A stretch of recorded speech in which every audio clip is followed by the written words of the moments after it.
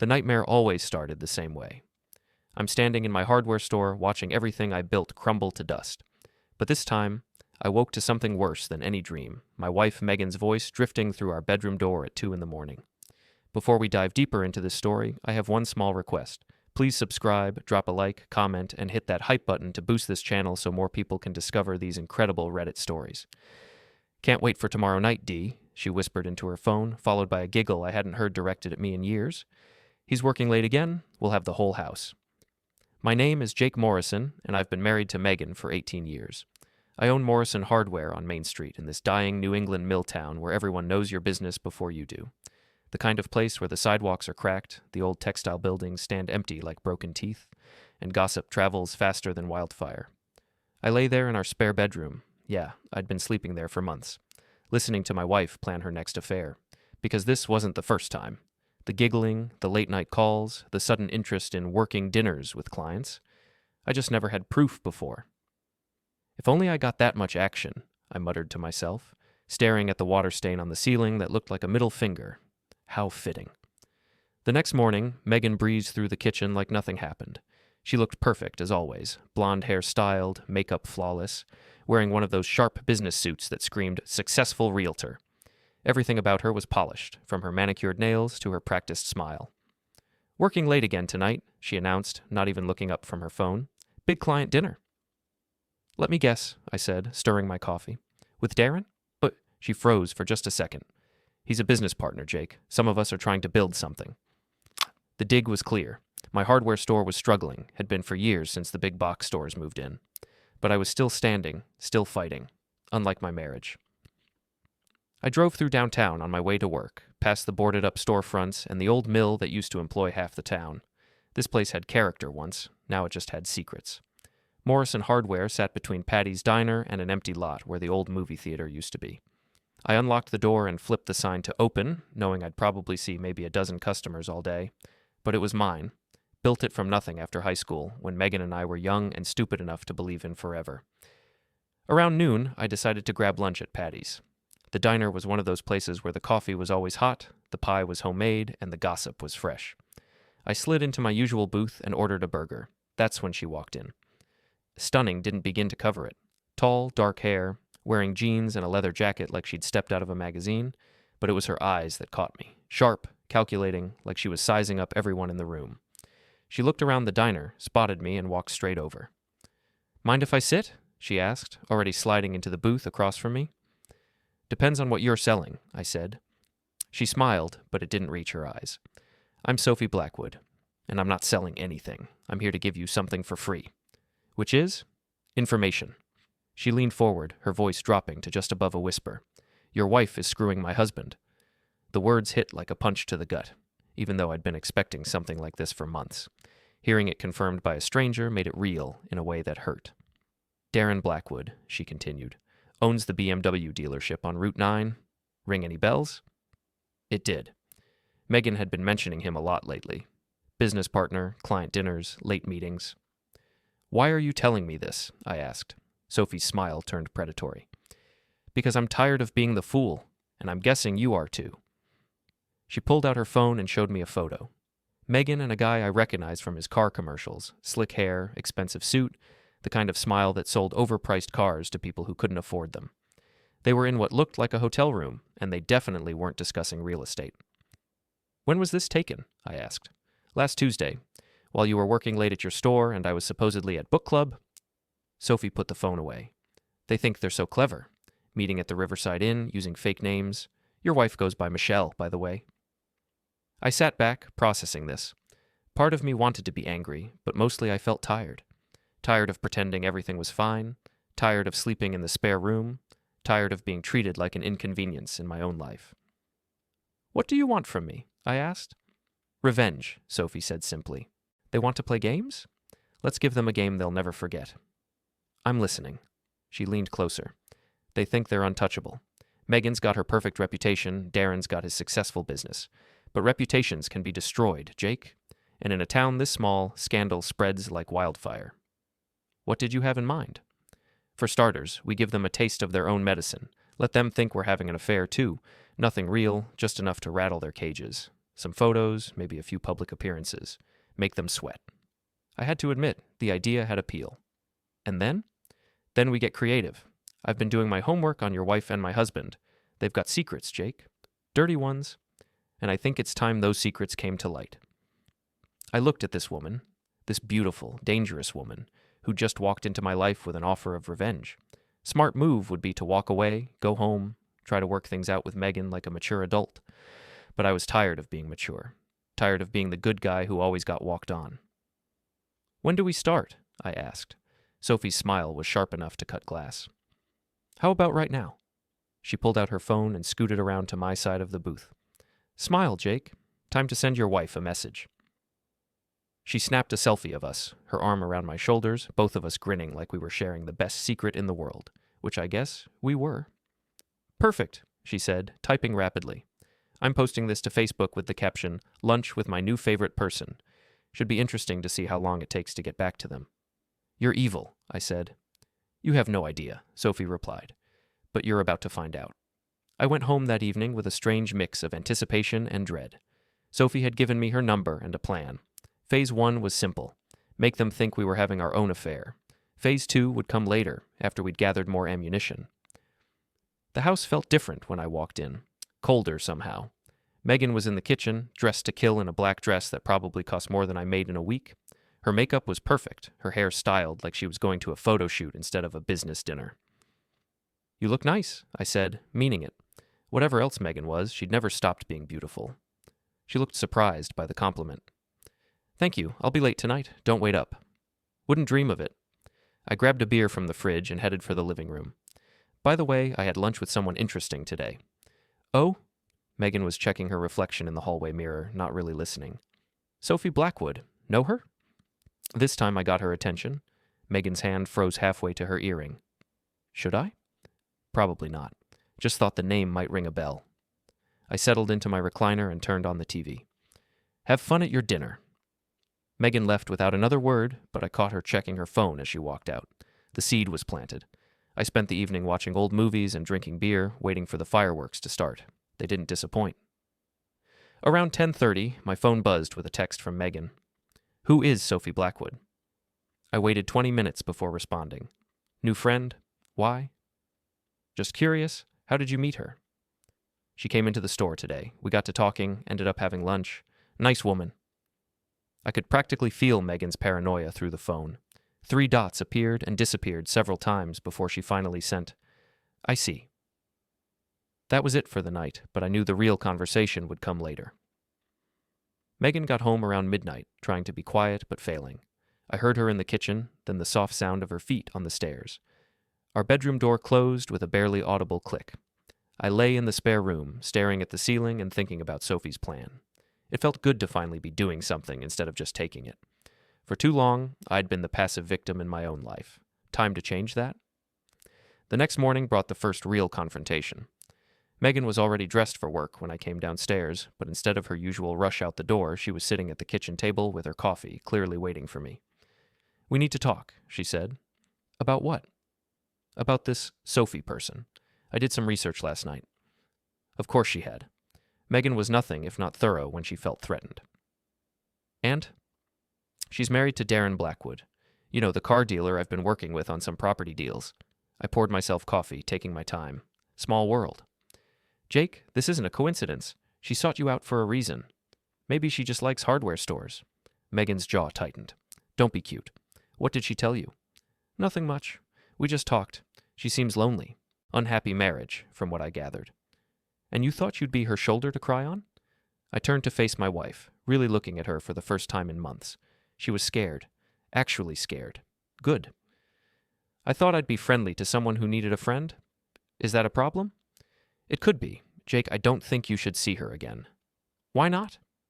Megan fumbled for an answer. Because it's inappropriate. You're a married man. The irony was so thick I could have cut it with a knife. Since when do you care about appropriate? What's that supposed to mean? Nothing. Forget it. I grabbed my keys from the counter. I should get to work. Unlike some people, I don't have the luxury of long business dinners. I was almost to the door when Megan's voice stopped me. Jake, I'm serious about this Sophie woman. Stay away from her. I turned back, and for a moment, I saw something in Megan's eyes I hadn't seen in years. Fear that she might lose me. It was almost enough to make me feel sorry for her. Almost. Or what? I asked. She didn't have an answer for that. At the store, I tried to focus on work, but my mind kept drifting to Sophie's plan. Around noon, she walked in, and I felt that same electric charge I'd felt yesterday. She was wearing a sundress that showed off her figure, and every male customer in the place turned to look. "Hey there, handsome," she said loud enough for everyone to hear. "Ready for lunch?" Old Pete Kowalski, who'd been buying screws, raised his eyebrows. Mrs. Patterson, picking up paint, suddenly became very interested in our conversation. Perfect witnesses. "Let me grab my jacket," I said, playing along. We walked to Patty's together, and I could feel the eyes following us. By tonight, half the town would know Jake Morrison was having lunch with the beautiful stranger. By tomorrow, it would be all over social media. "How did it go with the wife?" Sophie asked once we were seated. "About like you'd expect. She's rattled." "Good. Darren was the same way. Kept asking questions about you, wanting to know how we met." She smiled. "I told him you were helping me with some home improvements." "Are you?" "I might be. Depends on how good you are with your hands." The innuendo was clear, and she said it just as Patty walked by with coffee. Another witness. "So what's phase 2? I asked. Sophie leaned forward, her voice dropping. "Information gathering. I need to know everything about your wife's business. Client lists, financial records, anything that might be useful." "That's not exactly legal." "Neither is adultery, but that's not stopping them." Her eyes hardened. "Jake, these people think they're untouchable. They're using us, making fools of us. Don't you want to make them pay?" I thought about Megan's face this morning, the fear in her eyes when I mentioned Sophie's name, the way she'd tried to control me, tell me who I could and couldn't see. "What do you need me to do?" Sophie's smile was like sunrise after a long, dark night. "Everything." The next few days fell into a routine. Sophie and I would meet for lunch, always in public, always where people could see us. We'd laugh a little too loud, sit a little too close, touch hands across the table just long enough for the gossips to notice. And boy, did they notice. Mrs. Hartley, the neighborhood busybody, made a point of stopping by the hardware store to casually mention she'd seen me around town with that Blackwood woman. Frank Kowalski, who ran the boxing gym where I worked out, asked if I was getting back in the game. Even my teenage daughter Lily called to ask why people at school were talking about Dad having a girlfriend. "It's complicated, sweetheart," I told her. "Is it because of Mom?" Lily was smart. Too smart sometimes. At 16, she saw more than we gave her credit for. "Your mom and I are working through some things. Are you getting divorced?" The question hung in the air like smoke. "I don't know, Lily. Maybe." She was quiet for a long moment. "Good," she finally said. "You guys have been miserable for years." Out of the mouths of babes. Meanwhile, Megan was coming apart at the seams. She'd started checking my phone, going through my pockets, asking pointed questions about where I'd been and who I'd talked to. The irony wasn't lost on me. She was acting exactly like a suspicious spouse, which technically she was. "Jake, we need to talk about us," she said one evening, cornering me in the kitchen. "What about us?" "About our marriage. I know things have been difficult lately, but maybe we should try counseling." I almost laughed. After months of cold shoulders and late-night business meetings, now she wanted to work on our marriage. Funny how that happened right after Sophie showed up. "I'll think about it," I said. "And this thing with Sophie Blackwood needs to stop." "What thing?" "Don't play dumb. The whole town is talking about you two." "Let them talk." Megan's face flushed. "Jake, I'm your wife." "Are you? Because lately it feels more like we're roommates who happen to share a mortgage." She started to say something, then stopped. For a moment, I thought she might actually tell me the truth. Confess about Darren, about the affairs, about all of it. Instead, she turned and walked away. That weekend, Sophie and I took our performance to the next level. She picked me up in her BMW, a newer model than anything in Darren's lot, I noticed, and we drove to the lake. It was a beautiful Saturday afternoon, perfect for what we had planned. "Remember, we're just two friends enjoying a nice day," she said as we walked along the shore, "but friends who happen to look very comfortable together." She'd brought a picnic basket and a blanket. We spread it out under a big oak tree where we'd be visible to anyone walking the popular trail. Sophie had changed into shorts and a tank top that showed off her figure, and I had to admit, she was easy on the eyes. "Tell me about your marriage," I said as we ate sandwiches and drank wine. "What went wrong?" Sophie's expression darkened. Darren thinks he's God's gift to women. Always has. The affair started about 5 years ago, but I only found out last year. Why didn't you leave? Same reason you didn't, I imagine. It's complicated when you've built a life with someone. Plus, Darren's got money, connections. He made it clear that if I left, I'd get nothing. Prenup? Ironclad. His family's old money, and they don't like giving it up. She took a sip of wine. But there are ways around everything, Jake. You just have to be creative. A couple walked by on the trail, the Hendersons from my neighborhood. They waved, and I waved back, making sure they got a good look at Sophie and our cozy little picnic. Phase 2 starts Monday, Sophie said once they were gone. I need you to get into Megan's office computer. I can't just break in. You don't have to. She's your wife. You have every right to stop by her workplace. Sophie pulled out a flash drive. This little beauty will copy everything on her hard drive. Client files, financial records, emails, everything.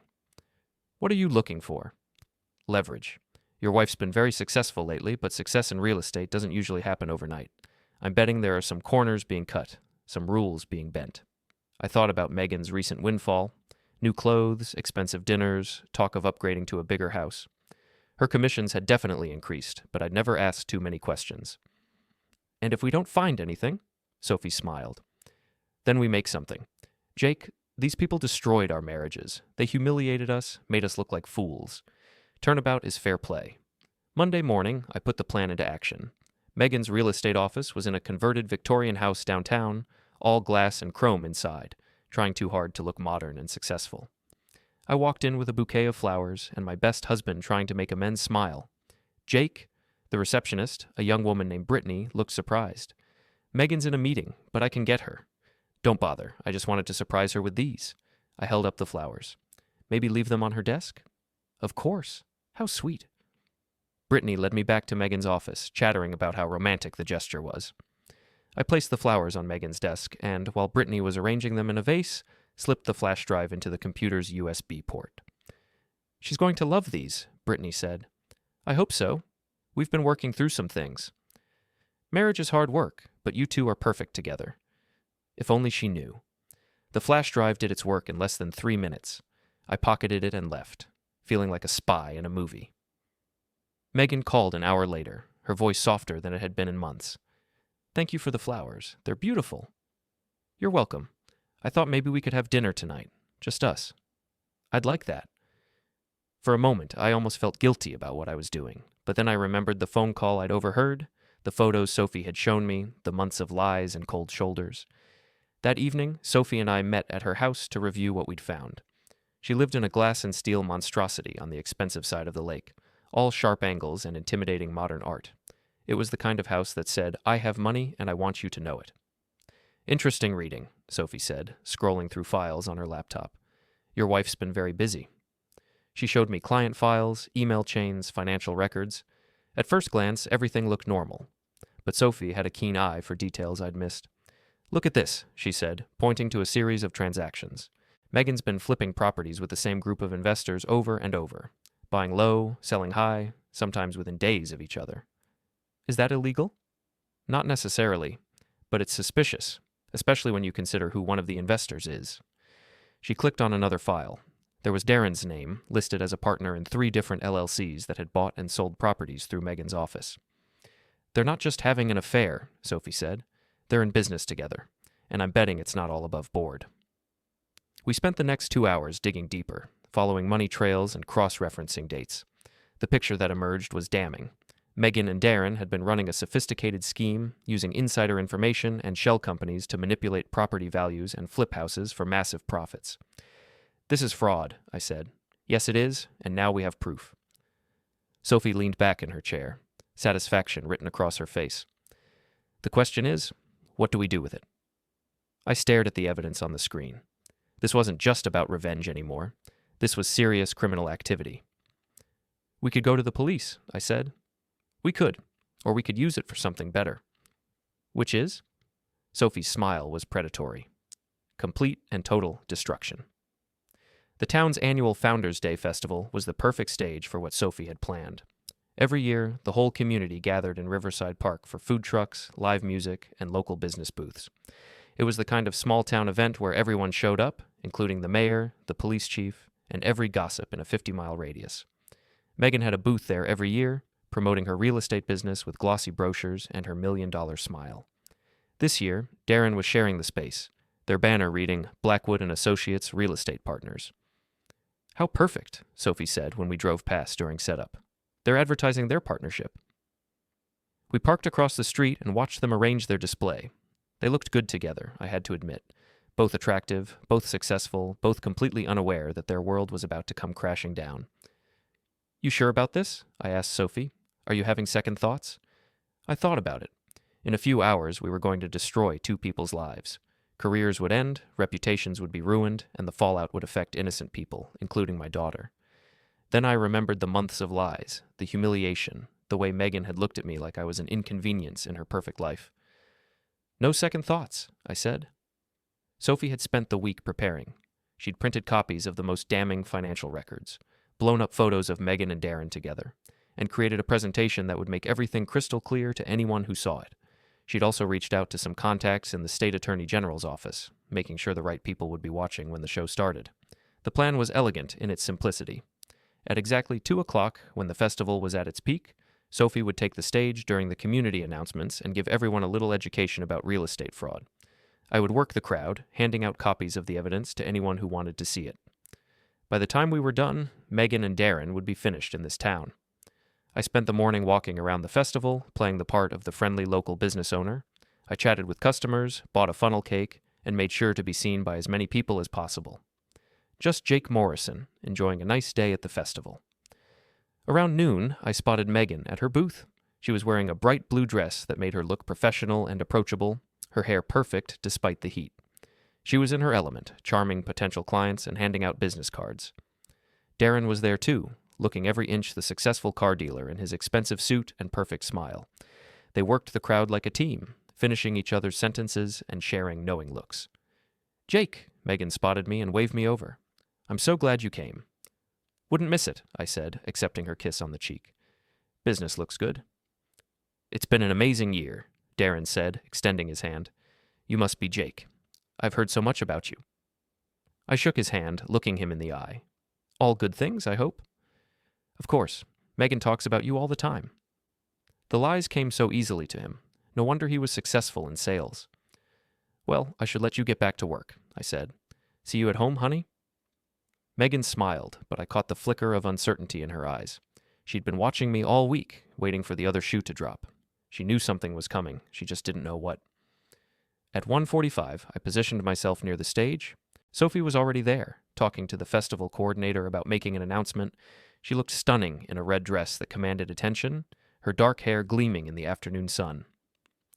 "Ladies and gentlemen," the coordinator said into the microphone, "we have a special presentation from Sophie Blackwood about an important community issue." Sophie took the stage with the confidence of someone who owned it. She looked out over the crowd, her gaze finding Megan and Darren at their booth, then settling on me. "Thank you all for coming today," she began. "I want to talk to you about something that affects all of us. Trust." The crowd quieted, sensing something important was about to happen. "We live in a small town where your word is your bond, where people do business with a handshake, where we trust our neighbors to do right by us." Sophie's voice carried clearly across the park. "But what happens when that trust is betrayed?" I saw Megan's face go pale. Darren was frowning, clearly confused about where this was going. "What happens when people we trust, people we do business with, people we're married to, decide that rules don't apply to them?" Sophie clicked a remote, and a large screen behind her lit up with a photo of Megan and Darren in what was clearly a hotel room, locked in an embrace that left no doubt about their relationship. The crowd gasped. I heard someone say, "Oh my God, is that Megan Morrison?" "Yes, it is," Sophie said calmly. "And that's my husband, Darren Blackwood. But adultery, while morally reprehensible, isn't illegal. What is illegal is what they've been doing with your money." The next slide showed financial records, bank transfers, property deeds. Sophie had organized everything perfectly, making the complex fraud scheme easy to understand. For the past 2 years, Megan Morrison and Darren Blackwood have been running a sophisticated real estate fraud operation, using shell companies and insider information to manipulate property values and steal from this community. I started moving through the crowd, handing out copies of the evidence. People grabbed them eagerly, their faces showing a mixture of shock and anger as they realized what they were looking at. At the booth, Megan was frantically packing up her materials while Darren stood frozen, staring at the screen where his crimes were laid out for everyone to see. The total amount stolen from this community is estimated at over $2 million, Sophie continued. Money that should have gone to legitimate buyers, sellers, and investors. Money that was instead funneled into offshore accounts controlled by these two criminals. Someone in the crowd shouted, "Call the police!" Others took up the cry. "The police are already here," Sophie said, gesturing to the edge of the crowd where I now saw several uniformed officers moving purposefully toward Megan and Darren's booth, along with agents from the state attorney general's office. The crowd parted to let the officers through. I watched as they approached Megan, who was now crying and shaking her head frantically. Darren tried to run, but was quickly caught and handcuffed. "Jake!" Megan called out when she saw me. "Jake, please, you have to help me." I walked over to where the officers were reading her rights. She looked at me with desperate eyes, mascara running down her cheeks. "How could you do this to me?" she whispered. "The same way you did it to us," I replied. As they led her away, Megan turned back one more time. "You'll never see Lily again. I'll make sure of that." But I wasn't worried about Lily. She was smart enough to see the truth and old enough to make her own choices about who she wanted to live with. Sophie joined me as we watched the police cars drive away. The crowd was still buzzing with excitement, people comparing the evidence sheets and discussing what they'd just witnessed. "How do you feel?" she asked. I thought about it. I'd expected to feel triumphant, vindicated, satisfied. Instead, I felt oddly empty. "Free," I said finally. Sophie smiled. "Good, because this is just the beginning." "What do you mean?" Megan and Darren had partners, Jake, other people involved in their schemes. The investigation is going to uncover a lot more than what we showed today. Over the next few weeks, the story exploded across local and state media. The Founders Day fraud bust became a sensation, with reporters descending on our little town to cover the scandal. Megan and Darren were charged with multiple felonies, their assets frozen, their reputations destroyed. Lily moved in with me, surprising everyone by taking my side in the divorce proceedings. "Mom made her choices," she told the family court judge. "I want to live with Dad." The hardware store started doing better business than it had in years, partly from sympathy and partly from all the media attention. People came from 3 towns over just to meet the guy who brought down the real estate fraud ring. Sophie and I continued seeing each other, though our relationship evolved from revenge partners to something more genuine. She was smart, funny, and understood what I'd been through better than anyone. 6 months later, Megan was sentenced to 8 years in federal prison. Darren got 10 years. Their appeals were denied, their assets liquidated to pay restitution to their victims. I was in my store the day the news broke, organizing inventory and thinking about how much my life had changed. The bell over the door chimed, and I looked up to see Sophie walking in with coffee and donuts. "Thought you might want to celebrate," she said. "It's over," I said, taking the coffee gratefully. "Yes, it is. How does it feel?" I looked around my store, not ours anymore, and thought about the future. For the first time in years, I was excited about what came next. "It feels like justice," I said, and for the first time in a long time, I smiled and meant it.